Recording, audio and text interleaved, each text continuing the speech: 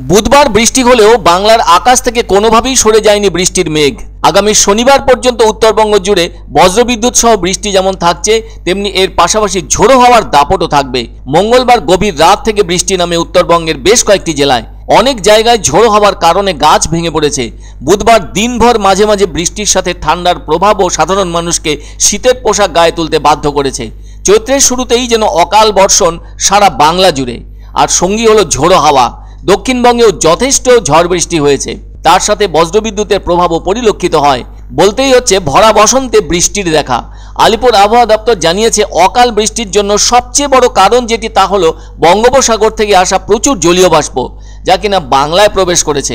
ভূপৃষ্ঠ থেকে সামান্য ওপরে অবস্থান করছে নিম্নচাপ অক্ষরেখা। এর জন্য জলীয় বাষ্পকে উপরে উঠতে সাহায্য করে থাকছে। বলা যায় এই নিম্নচাপ অক্ষরেখাটি ঝাড়খণ্ড থেকে অন্ধ্রপ্রদেশ পর্যন্ত বিস্তৃত আছে। বৃহস্পতিবারও চলবে এ ধরনের বৃষ্টিপাত। দক্ষিণবঙ্গের 15টি জেলার ভেতর 12টি জেলাতে বৃষ্টি চলছে, আর এর ফলে বিপর্যস্ত হয়েছে জনজীবন। সবজির ক্ষেতগুলির অবস্থাও এই অকাল বৃষ্টির কারণে খারাপ হলো বলে অভিমত সবজি চাষিদের। তবে এই বৃষ্টি হচ্ছে উত্তরবঙ্গ জুড়েও, এখানেও জনজীবন বিপর্যস্ত হয়েছে। তাই উত্তরবঙ্গ জুড়েই বজ্রবিদ্যুৎ সহ ঝোড়ো হাওয়া এবং বৃষ্টি হওয়ার কথাও জানিয়েছে আলিপুর আবহাওয়া দপ্তর। আর দক্ষিণবঙ্গে তো বৃষ্টি ও ঝোড়ো হাওয়া চলছেই।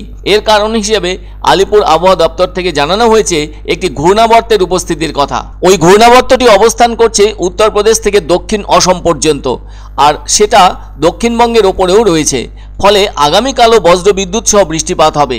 এদিন ওখানে বইছে প্রতি ঘন্টায় 30 থেকে 40 কিলোমিটার বেগে ঝোড়ো হাওয়া, তার সাথে রয়েছে হালকা মাঝারি বৃষ্টি। তবে শুক্রবার থেকে বৃষ্টির সম্ভাবনা কমবে দক্ষিণবঙ্গে, আর উত্তরবঙ্গেও চলছে বৃষ্টিময় পরিবেশ। সেই সাথে চলছে প্রতি ঘন্টায় 30 থেকে 40 কিলোমিটার বেগে ঝোড়ো হাওয়া। তবে শনিবার জলপাইগুড়ি, কোচবিহার ও আলিপুরদুয়ার জেলায় ভারী বৃষ্টির সম্ভাবনা রয়েছে। ওই ভারী বৃষ্টির ফলে সবজি খেতে ক্ষতির আশঙ্কা দেখা দিতে পারে। উত্তরবঙ্গে তাপমাত্রার ক্ষেত্রে সর্বোচ্চ ও সর্বনিম্ন তাপমাত্রা স্বাভাবিকের থেকে 2-3 ডিগ্রি কম থাকবে। আবার এদিনও আকাশ মেঘলা থাকায় বজ্রবিদ্যুৎ সহ বৃষ্টির সম্ভাবনা আছে। আর সর্বোচ্চ তাপমাত্রা 28 ডিগ্রি সেলসিয়াস এবং সর্বনিম্ন তাপমাত্রা 23 ডিগ্রি সেলসিয়াসের কাছাকাছি থাকবে। এদিন তাই জলপাইগুড়ির আকাশও রয়েছে বার্লি রঙা মেঘে ভরপুর। দিনভর বয়ে চলেছে ঝোড়ো হাওয়া, সে কারণে ঠান্ডা ঠান্ডা আবহাওয়া বিরাজ করছে। এমন অবস্থায় আবহাওয়া দপ্তর থেকে জানানো হয়েছে, এ ধরনের অকাল বর্ষণের ফলে এক ধাক্কায় 5 ডিগ্রি তাপমাত্রা কমে গেছে। দক্ষিণবঙ্গের জেলাগুলিতেও শুক্রবার পর্যন্ত বিক্ষিপ্ত বৃষ্টি হবে। বেশি বৃষ্টি হওয়ার সম্ভাবনা উত্তর ও দক্ষিণ 24 পরগনা, বীরভূম, মুর্শিদাবাদ ও নদিয়া জেলায়। আবহাওয়া আধিকারিক সোমনাথ দত্ত জানিয়েছেন, এ ধরনের আবহাওয়া দক্ষিণবঙ্গে থাকবে বৃহস্পতিবার পর্যন্ত।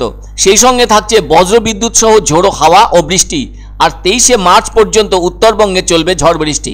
দক্ষিণবঙ্গে আজকাল এরকমই ওয়েদার থাকবে, আর উত্তরবঙ্গতে 23 তারিখ পর্যন্ত আপনার বজ্রবিদ্যুৎ সহ বৃষ্টি, লাইটনিং, ঝোড়ো হাওয়া।